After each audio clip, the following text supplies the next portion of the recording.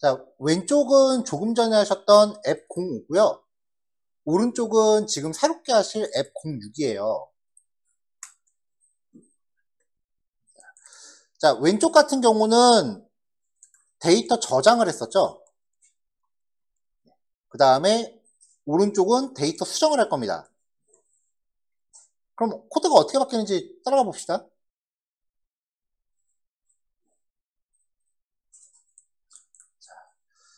데이터베이스 접속 정보는 당연히 동일하죠. 그 다음에 데이터베이스 접속 똑같죠. 그리고 인서트, 업데이트, 딜리트의 경우 반영된 데이터 수를 가져오는 것 똑같아요. 근데 프라이머리 키가 생성되는 거는 인서트에서만 하니까 업데이트 절에서는 이게 빠지겠죠.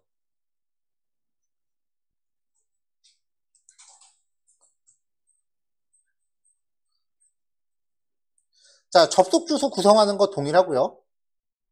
그 다음에 데이터베이스 접속, 트라이 블록도 동일하죠. 자, 3번 단계에서 SQL문을 처리할 건데 왼쪽은 저장이었으니까 인서트 문이었죠. 오른쪽은 수정을 한다 그랬어요. 업데이트 문이죠. 업데이트 문을 할 때 중요한 거는 마지막에 where절을 줘야 된다는 거예요. 그래서 몇 번 데이터를 수정할 것인지에 대한 값을 같이 명시를 해줘야 돼요. 값은 예의상 조금씩 변화를 줬습니다. 자, 그 다음에 핵심은 SQL문 바꾸는 거죠. 인서트 문과 업데이트 문의 차이입니다. where절 마지막에 들어가야 된다는 거 잊지 마시고요. 문장이 길어서 변수를 이렇게 쪼갤 때는 뒤에 띄어쓰기 하나씩 넣어야 된다 그랬어요.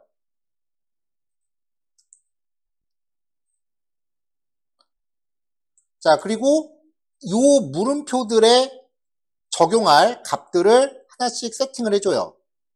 잊어먹지 말게 마지막 where절에 들어갈 값도 넣어줘야 된다. 그러면 학과 번호가 마지막 where절에 들어가겠죠.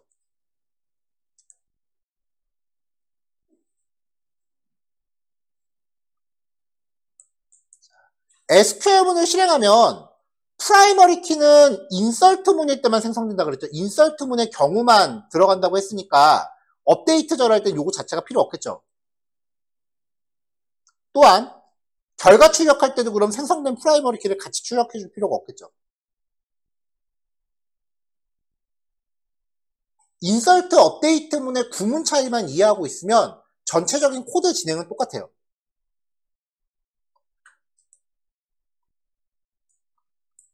자, 그럼 업데이트절과 마지막 딜리트절을 비교해 봅시다.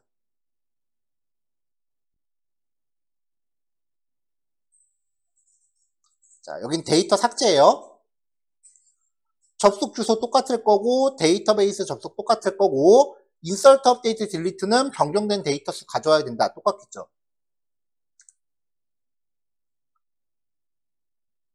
데이터베이스 접속하는 거 똑같죠. 당연히.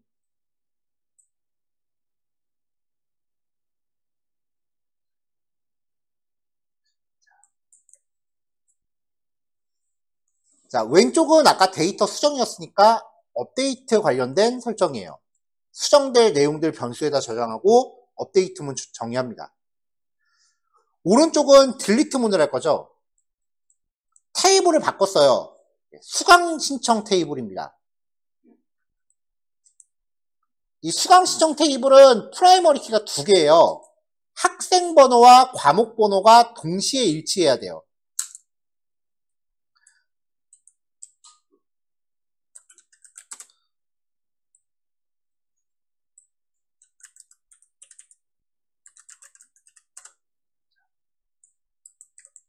수강 신청 테이블의 구조를 보면은 프라이머리 키가 지금 두 개로 잡혀 있거든요.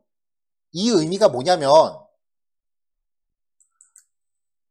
이 두 개 값의 조합이 고유해야 된다는 거예요. 학생 한 명의 과목 여러 개 수강할 수 있잖아요. 그쵸? 그러니까 요거 하나만 프라이머리 키를 넣으면은 중복될 수밖에 없어. 한 명당 한 과목밖에 수강을 못 한다는 소리가 되니까요. 그 다음에 한 과목은 여러 명이 수강할 수 있잖아요. 그러니까 프라이머리 키가 만약에 과목 번호가 되면은 한 과목을 한 명씩밖에 수강을 못하니까 이게 같은 과목을 수강하는 학생이 존재할 수가 없게 돼요. 그래서 이 경우에는 학번과 과목 번호가 동시에 일치해야만 고유한 값으로 인정을 하는 거죠.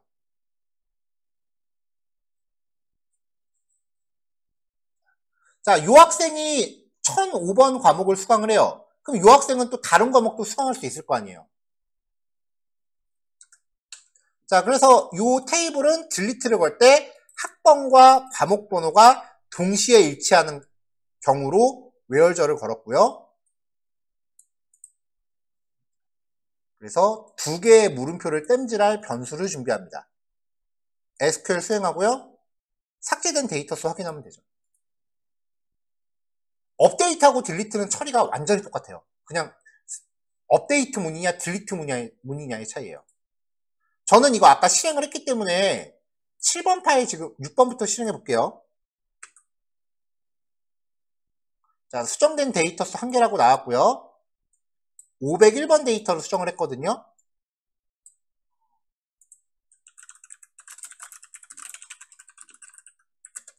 자, 그러면 501번 데이터가 수정된 학과 새로운 위치, 수정된 값이 반영이 됐고요.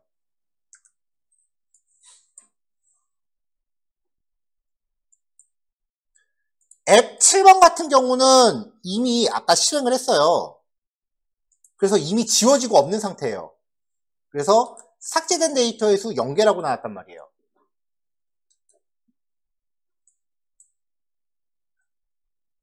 그러면 학생 번호랑 학과 번호를 다른 데이터로 바꿔볼게요. 맨 마지막 요걸로 해볼게요.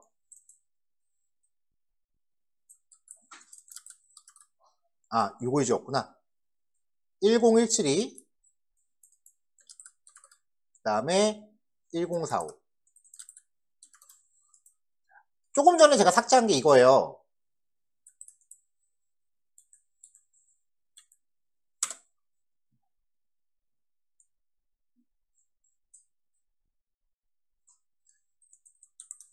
자, 지금 다시 조회했을 때 맨 마지막이 1017과 1045예요.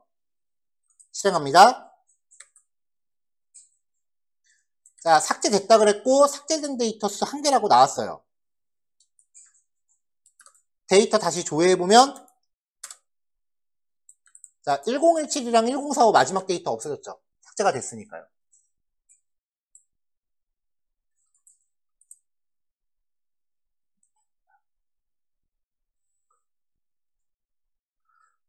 대체로 이제 이 코드가 뭐 어느 사이트가 되건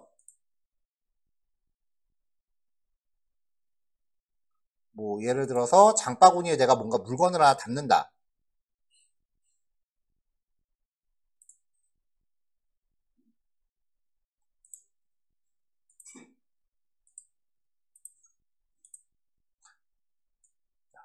쇼핑몰에서 장바구니에 상품을 하나 담는다고 치잔 말이에요. 그러면 장바구니라는 테이블에 데이터가 인설트 되는 거예요. 그래서 이 버튼을 하나 누르면은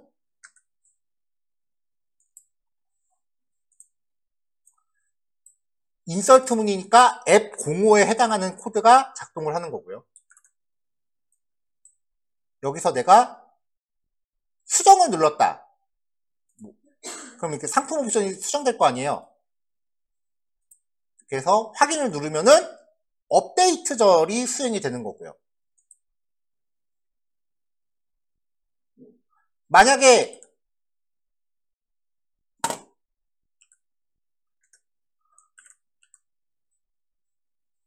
삭제 버튼을 눌렀다. 그러면 장바구니 테이블에서 이 데이터가 딜리트 될 거 아니에요. 이 버튼 하나 누르면 삭제가 되니까 앱 07에 해당하는 기능이 쫙 작동을 하는 거고요. 실제로는 이거보다 더 길어요. 이건 되게 베이직한 코드고 요 예제가 끝나고 나면은 이제 실전에 버금가는 그 라이브러리를 적용을 해서 쓸 거예요. 그러니까 지금 이 코드가 평상시에 여러분들이 누르는 버튼 하나예요. 앱이건 웹이건 간에 평상시에 누르는 버튼 하나의 최소한의 코드예요.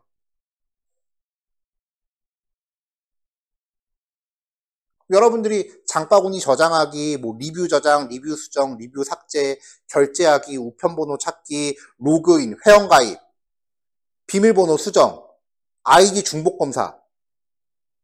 지금 대충 버튼 10개 얘기했거든요. 그러면 여러분들이 만들어야 되는 기능은 최소 이거 10배 이상이 돼요.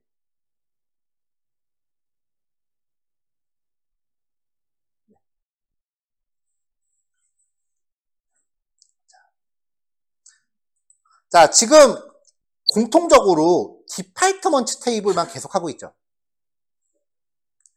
예외적으로 삭제만 제가 수강 신청 테이블을 걸었어요. 왜냐면은 디파트먼트를 삭제하려면은 프로페서와 스튜던트에 대한 참조키 제약 조건 때문에 삭제가 안 돼요. 그거 해결하는 방법은 뭐 빨라야 내일쯤에나 나올 거고, 그래서 삭제만 보통 이렇게 바꿨는데, 자, 우리가 기본적으로 마이스쿨 DB에 테이블이 5개 있죠. 그리고 곁들여서 프로그래머스 DB에 제가 테이블 한 20, 30개 넣어드렸죠. 그러면은 이제 그 테이블들로 이 코드를 쫙 연습하시면 돼요. 입력, 수정, 삭제, 조회. 요 4가지를 계속해서 연습하시는 거예요. 물론 지금 사용하고 있는 이 순수 자바 코드는 실무에서 잘 쓰진 않습니다. 실무에서 거의 안 씁니다. 지금 여기서 보시면은 이제 중복되는 코드들이 계속 많이 발생을 하죠. 똑같은 코드가 계속 나오면은 그걸 어떻게 하라고 했어요? 메서드를 빼는 거예요. 중복되는 코드는. 코드를 재사용해야 되니까. 그럼 이제 여기에서 순수하게 진짜 내가 자바 코드로 이걸 다 작성을 해서 헬퍼 같은 걸로 뺐다. 여기에도 그 인터페이스 적용하고 상속받고 뭐 그런 일련의 방법론이 있어요. 그거를 DAO 패턴이라고 해요. 데이터 액세스 오브젝트. 제가 듣기로는 예전에 삼성 같은 대기업 같은 경우는 실제로 순수 자바 코드를 다 작성하지 이 중복되는 코드를 오픈소스 라이브러리 같은 거를 적용을 못하게 한다고 들었어요. 왜냐면 어떤 대기업은 그 코드 보안 때문에 공개되어 있는 오픈소스를 못 쓰게 해요. 그러니까 뭐 마이바티스라든지 아니면은 JPA 같은 라이브러리 같은 거 쓰는 거는 기껏해야 약간 그 최고 레벨의 회사는 안 쓰고 약간 그거보다 약간 수준이 규모가 작은 회사들. 대기업 같은 경우는 그냥 순수 코드를 다 짜라고 해요, 진짜. 그런 데가 저도 이제 삼성은 얘기만 들었고 제 경험에도 2군데가 있었어요. 그래서 이렇게 순수하게 코드를 다 작성하는 방법은 일단 알고는 있어야 돼.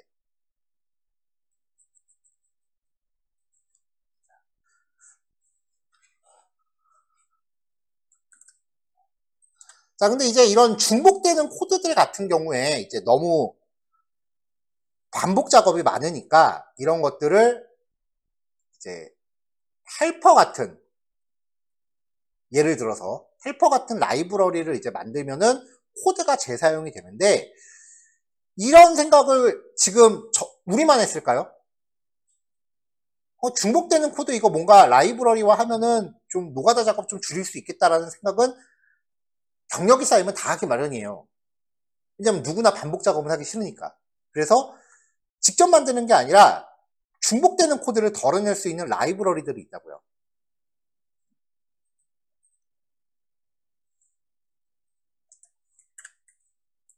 자, 그래서 순수 자바 코드로 작성을 하면서 이 코드의 패턴화를 거는 걸 보통 DAO 패턴이라고 해요. 근데 이 DAO 패턴을 좀 자동화시킬 수 있는 라이브러리들이 크게 두 가지 계열로 나눠져요. 매퍼 계열하고요. ORM 계열이에요. 매퍼 계열은 SQL 코드에 불립니다. 지금 우리가 자바 소스를 작성하는데 지금 작성하는 파일 안에 랭귀지가 2개 들어가 있죠. 자바 코드랑 SQL 코드 2개 들어가 있잖아요. 나중에 가면은 파일 하나의 그 랭귀지, 프로그램이건 프로그래밍이 아니건 그냥 랭귀지라고 이름 붙는 애들. 요 다음에 배울 이제 HTML이라는 게 있는데, HTML은 엄밀히 말하면 프로그래밍 언어가 아니에요. 근데 HTML이 프로그래밍 언어다라고 얘기하면은 그 개발자 커뮤니티에서 경티하는 애들이 좀 있어요. 맞아. 엄밀히 말하면 프로그래밍이 아니기는 해, HTML은. 근데 확실하게 말할까요? 어떤 언어가 그 개발자 커뮤니티 보면 그런 애들 되게 많거든요. 되게 있어 보이게 얘기하는 애들인데 뭐냐면은 프로그래밍 언어의 우열관계를 따지는 애들이 있어요. 그런 애들하고 놀시면 안 좋은 물 들어.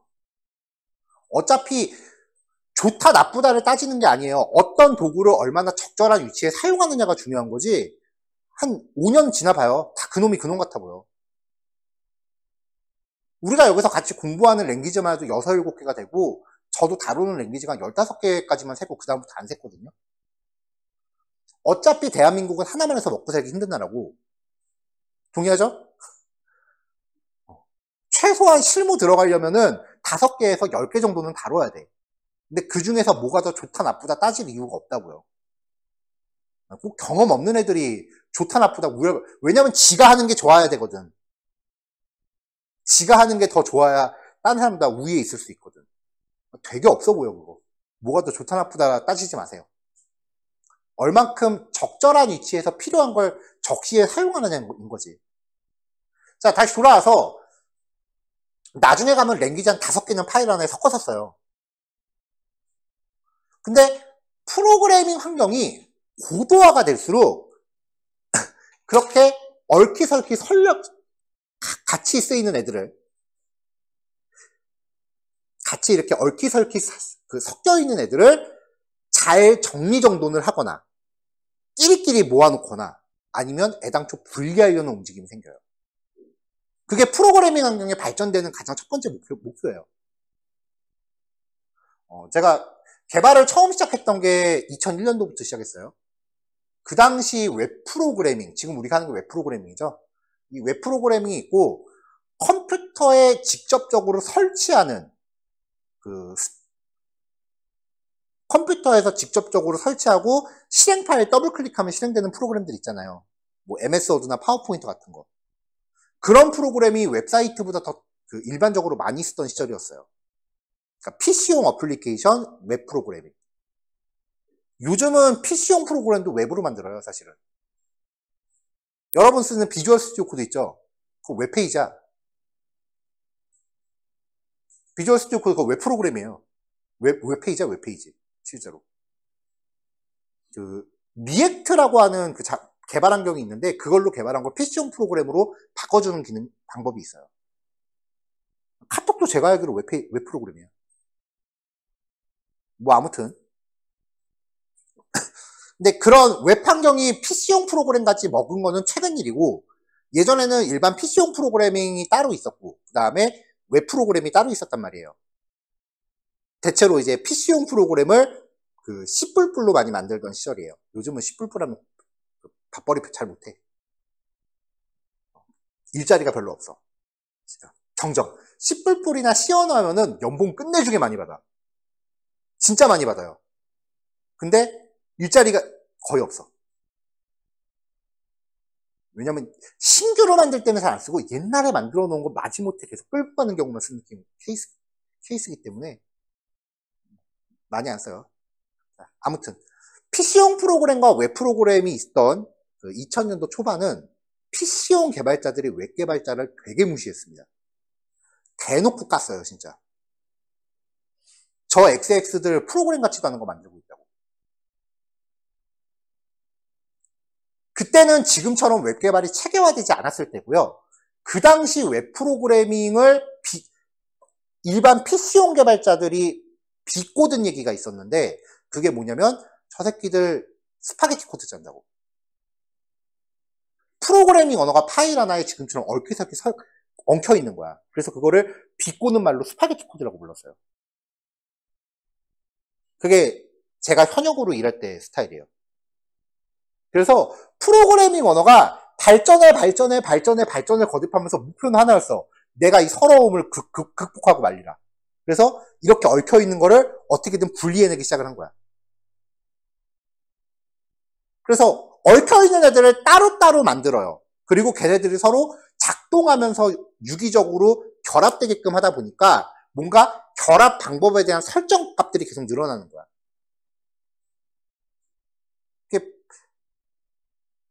변천사를 굳이 봐야 될 필요가 있나 라고 생각이 되겠지만 그 프로그래밍 환경이 어떤 과정으로 변천되어 왔는지를 눈여겨보면은 내가 이 짓을 지금 왜 하고 있는지가 이해가 돼요.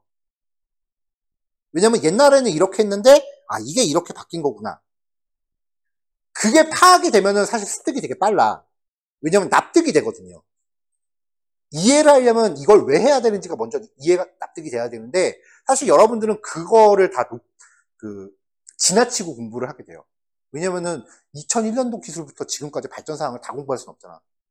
지금 쓰는 것만 공부해야지. 그러니까 이거를 왜 이렇게 해야 되는지 얘기할 틈이 없어요. 옛날에는 이렇게 했는데 이게 어떻게 안 좋았기 때문에 지금 이렇게 하는 겁니다. 이렇게 얘기를 하면 딱 스토리가 맞는데 옛날에는 이렇게 했는데 라는 걸 빼버리는 거지. 그러면 그냥 지금은 외우는 수밖에 없게 되는 거예요. 자, 그래서 이제 모든 프로그래밍 쪽이 그 스파게티 코드에서 벗어나려고 고도화가 돼요. 그 말 한마디면은 사실 지금 뭐 프론트엔드, 백엔드가 같이 나눠져 있는 것도 다 납득이 돼요. 왜냐면 옛날에는 한 명이 다 했거든, 그거.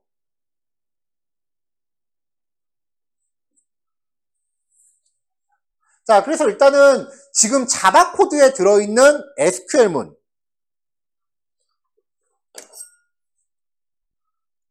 순수 자바 코드 플러스 SQL문이 이렇게 들어있는데 이거를 SQL문을 분리하려는 방법론이 두 개가 생겨요. 매퍼 방식과 ORM 방식인데 매퍼 방식은 SQL 코드를 XML이라는 파일 형태로 분리를 해요. ORM 방식은 자바 클래스를 만들면은 이 자바 클래스가 자바 빈즈예요. 데이터베이스 테이블 구조를 그대로 자바 빈즈로 만들면 그러면서 몇 개를 상속을 받아. 상속받는 클래스는 누가 만들어준 거야. 라이브러리에 있는 거. 그럼 부모 거는 내 거죠? 상속을 받아. 얘는 DB 구조예요. DB 구조를 본단 빈즈. 그러면은 상속받는 부모 기능, 이거는 우리가 코딩하는 거 아니에요. 누군가 만들어주는 거야. 라이브러리에 들어있는 거야. 얘가 이 빈즈 구조를 판단해서 SQL문을 자동으로 만들어버려요. 그러니까 ORM 방식은 SQL을 직접적으로 코딩을 안 해요.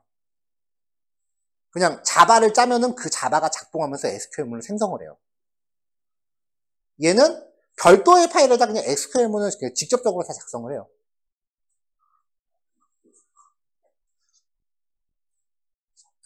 자, 매퍼 방식 같은 경우에 대표적인 게 이제 마이바티스라고 하는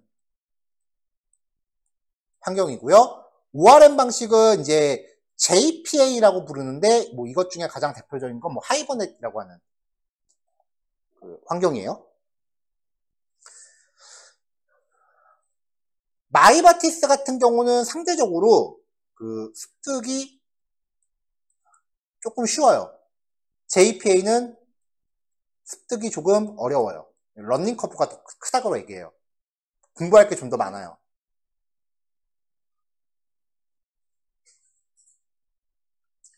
그 다음에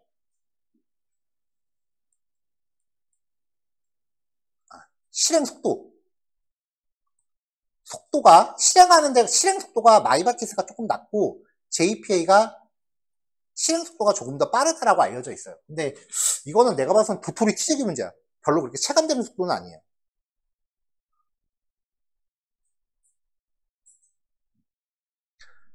여기에서 둘 중에 뭘 선택하는지는 사실 내가 봐서 그냥 개인 호불호야. 아까도 얘기했지만 둘 중에 뭐가 더 좋다 나쁘다라고 얘기하는 애들은 그냥 깔끔하게 무시하세요.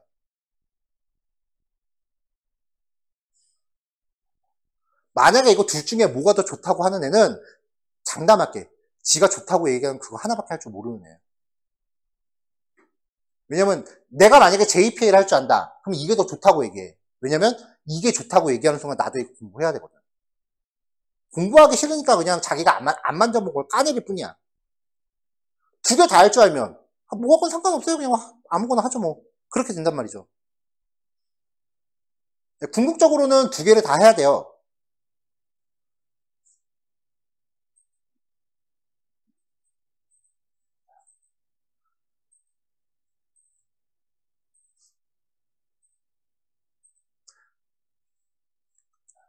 근데 여기서 이제 우리가 공부를 해야 되는데 공부를 뭘 할 거냐면은 저는 개인적으로 얘를 선호하는 편이에요. 이 중에 고르라면. 왜냐면은 JPA 같은 경우는 얘가 작동하면서 SQL문을 생성을 한다 그랬잖아요. 내부적으로. 그러니까 내가 작성하는 코드가 SQL문으로 어떻게 바뀔 거다라는 걸 계속해서 예측하면서 코딩해야 돼. SQL이 완전하게 습득이 안 되면은 JPA는 되게 어려워요. 근데 마이바티스는 그냥 직접적으로 SQL을 코딩하는 거기 때문에 그냥 눈에 SQL이 바로바로 보여요. 그래서 상대적으로 그 습득이 좀 더 쉽다는 거야. 두 번째가 자동으로 생성되기 때문에 생성되는 SQL문의 수준에 한계가 있어요. JPA는. 그래서 복잡한 SQL문, 그러니까 여러분들 코딩 테스트에 나오는 그런 수준의 복잡한 SQL문은 JPA는 커버가 힘들어요.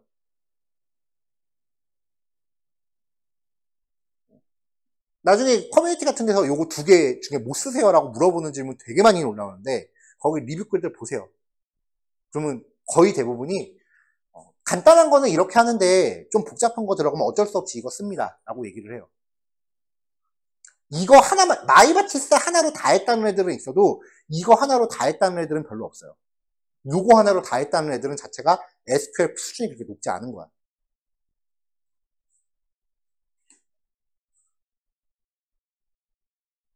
그래서 그 작업하는 SQL문의 복잡도가 마이바티스가 훨씬 더 수준이 높기 때문에 저는 마이바티스를 써요. 이게 제가 체험했을 때의 그 이유고 결정적으로 정부 표준 프레임워크가 아직까지 마이바티스를 기준으로 하고 있어요. 그러니까 정부 과제하려면 이거 써야 돼. 저거 안 써.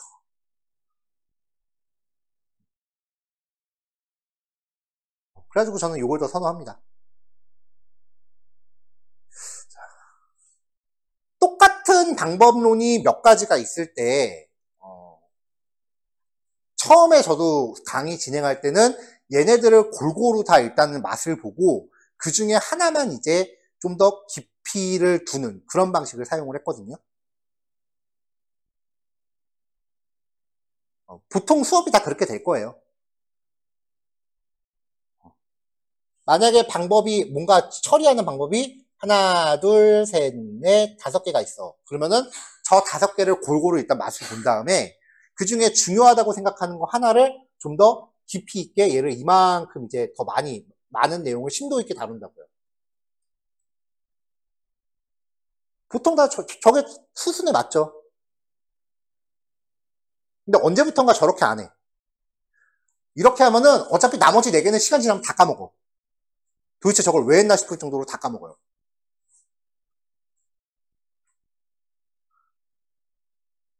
그럴 바에는 그냥 하나만 처음부터 올인하자 싶어서 그냥 저는 이것만 올인합니다. 자, 지금 수정하고 삭제, 실습하실 거 제가 코드 배포할 거고요. 그게 끝나면은 이제 마이바티스라고 하는 프레임워크에 들어갈 거예요. 미리 말씀드릴게요. 과장 조금 보태서 백엔드 개발자는 실무 들어가면 신입은 이것만 합니다. 지금 되게 중요하다고 강조하는 거예요. 이것만 해요.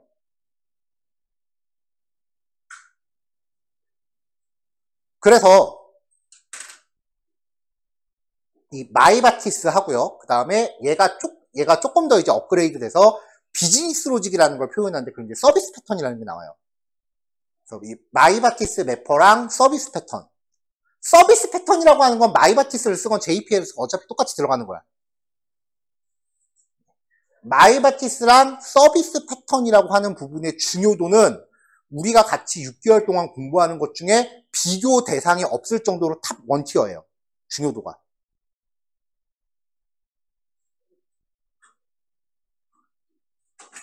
그래서 여러분들이 강사님 제발 그만해요 소리가 나올 때까지 할 겁니다. 선착순 1명. 선착순 1명? 한 3명까지 기다릴까? 강사님 제발 그만해요 소리가 나올 때까지. 또 적어야 그 소리 나올 때까지. 진짜로요. 매기수 그렇게 했어요.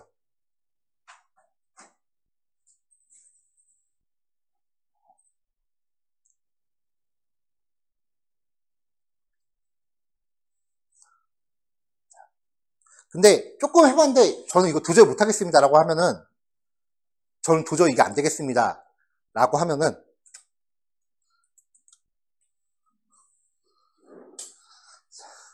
자, 우리가 공부한 게 자바였죠? 플러스 SQL이었죠? 그 다음에 자바랑 SQL 연동하는 거 하고 있죠? 여기에서 마이바티스 한다 그랬어요? 그리고 서비스라고 하는 걸 해요. 자, 여기까지가 챕터 1이에요.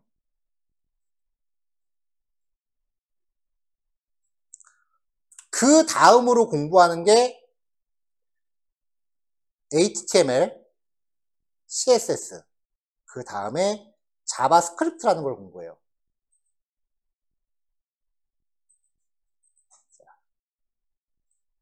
자, 여기는 우리가 공부하는 것 중에 난이도가 제일 쉬운 부분이에요. 여기가 제일 쉬워. 그리고 지금은 계속 콘솔 창에서 뭐가 드륵드륵 나오는데 얘는 이제 만들기 시작하면은 웹브라우저에 뭔가 화면이 나오기 시작을 해요. 실질적인 웹페이지의 화면을 구현하는 과정이에요. 나는 이쪽 부분은 도저히 못하겠다 라고 하면은 이제 취업 목표를 요거로 잡을 수가 있어요. 그래서 여기에서 이제 새로운 마음가짐으로 이제 도전을 해볼 수가 있고요. 요거 위주로 하시는 분들을 웹 퍼블리셔라고 하거든요. 만약에 여기가 내 적성에 좀 맞는 것 같다라고 하시면은 이 경우에는 플러스 포토샵이랑요 피그마라고 하는 프로그램을 같이 공부를 하셔야 돼요. 근데 저거는 그래픽 툴이기 때문에 우리 수업에서 다루지는 않아요. 근데 저거는 이제 프로그램 깔아놓고 그냥 따라하기식이라서 웬만한 책 하나 진득하게 보셔도 충분해요. 그래서 요 스킬만으로 취업을 노릴 수가 있습니다. 학습 난이도가 가장 낮아요. 가장 쉬워요. 그 말은 바꿔 말하면 연봉도 가장 낮아요. 2,000 잘 받아봐야 2,000 초반. 이거 하는 사람들이 2,000 후반 받는 사람 거의 못 봤어요. 취업은 제일 빨리 될 거야. 이거 하는 경우가. 근데 그만큼 연봉도 낮아요. 공부한 게 적으면 연봉 낮은 건 당연한 거지.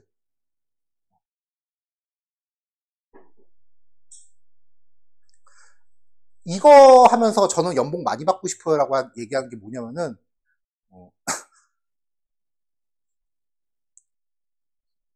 축구를 칠까? 나는 드리블밖에 할 줄 모르는데 손흥민하고 연봉 똑같이 받고 싶어요 하는 걸 똑같은 얘기야.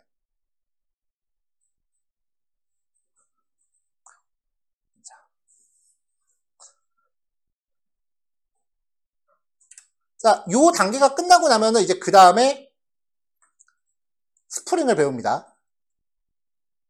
이 스프링의 내용은요, 이거랑 요거를 결합하는 겁니다.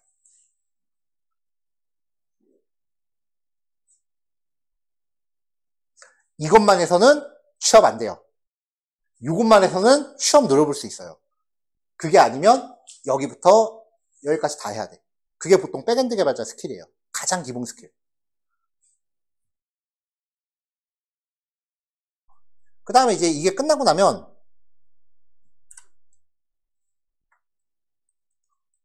마지막으로 리액트라고 하는 거래요.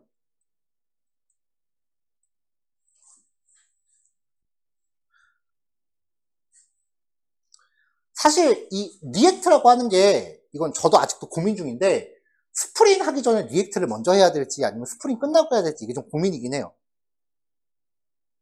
왜냐면은 이 리액트라고 하는 게 HTML, CSS, 자바스크립트의 연장선이 요거 다음에 리액트야. 보통 프론트엔드 공부한다 그러면은 HTML, CSS, 자바스크립트, 리액트 이 순서대로 공부를 해요. 그럼 스프링을 왜 여기다 놨느냐? 이게 그 기술의 등장 순서대로 커리큘럼 짠 거예요.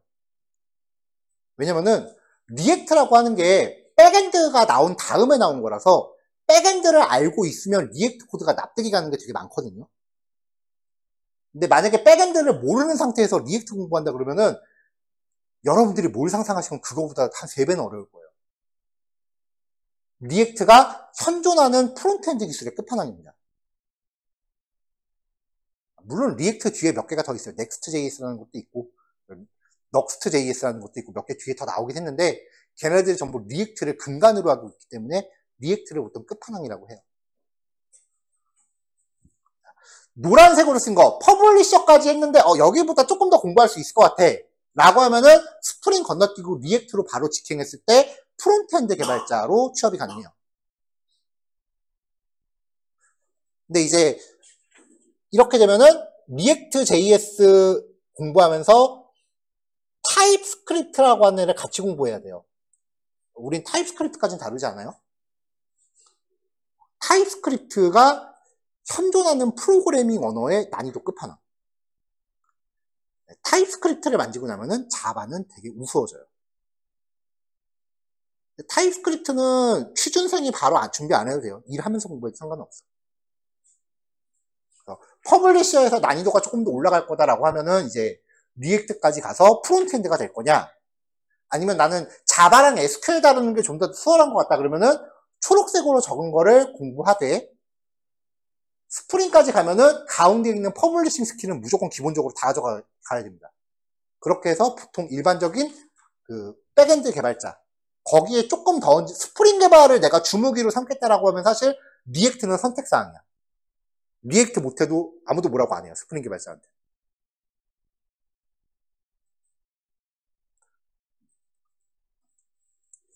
왜냐면 요거 묶어서 백엔드, 이거 묶어서 프론트엔드. 요즘 그렇게 나누거든요.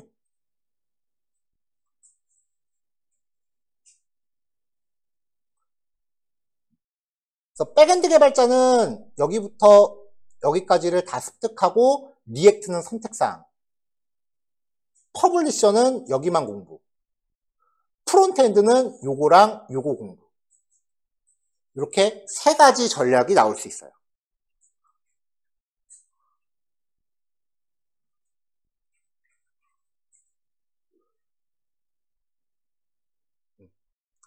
나중에 내가 취업을 할 때 어떤 직군을 노릴지는 여러분들이 결정하시는 거잖아요. 그때 이제 선택지가 3가지가 있다라고 얘기를 한 거예요.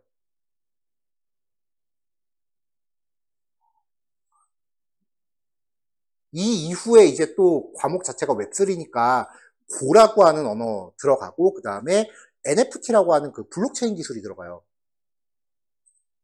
우리 수업에 이제 그게 지금 대기 중이긴 한데 거기까지는 사실 내가 봐서 약간 오버스펙이긴 해. 왜냐면 블록체인 기술은 모든 회사가 쓰는 게 아니라 몇몇 회사만 쓰는 거기 때문에 굳이 그거를 내가 다 갖고 갈 필요는 없다고 보거든요. 근데 뭐 일단 커리큘럼에 잡혀 있는 거니까 맛은 봐야겠지.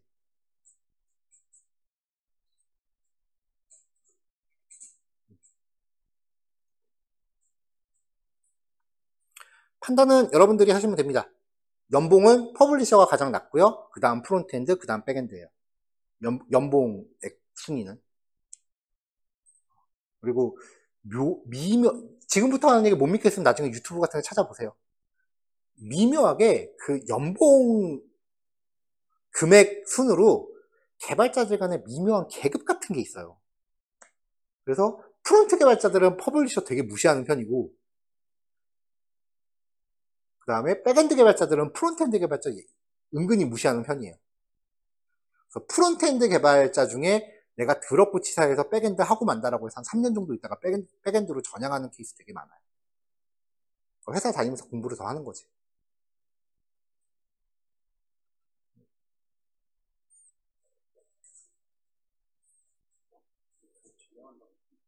그럼 본인이 공부하는 거지.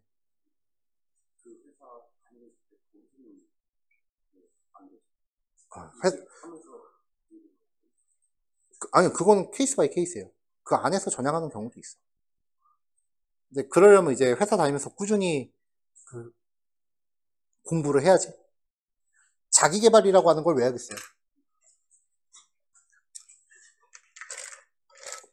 여러분 그 취업하면 지금 여기 저걸로 하시죠. 그 뭐지? 국비로 다니고 계시잖아요.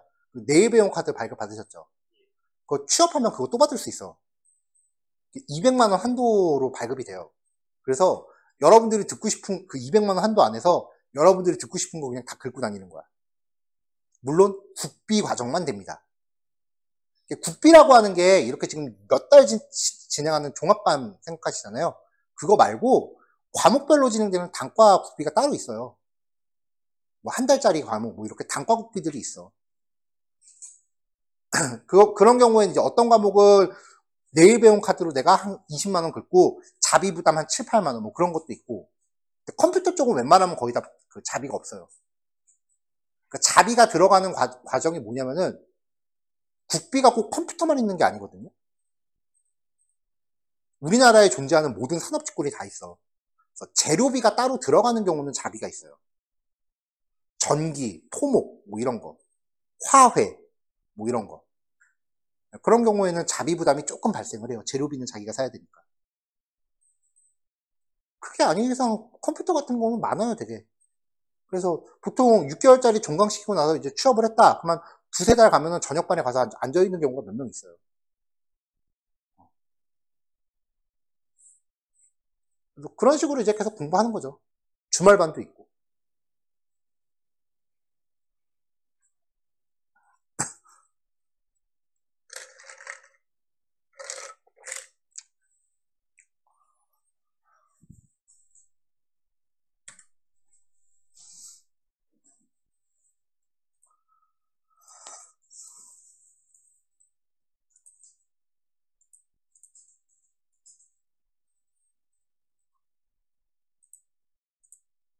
아이고, 요 얘기가 녹화가 다 돼버리네.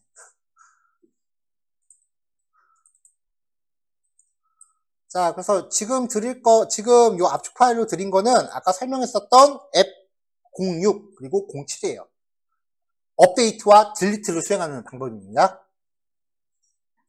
요거까지 완성하시면 되고요. 아까 인설트가 잘 됐으면은 업데이트, 딜리트는 크게 어렵지 않을 거예요. 여기까지 해서 이제 JDBC에 대해서 마무리하고 오후부터 마이바티스 들어갑니다. 중요도가 말도 못하게 중요한 경우니까 잘 들으셔야 돼요. 네, 오전에 여기까지만 할게요.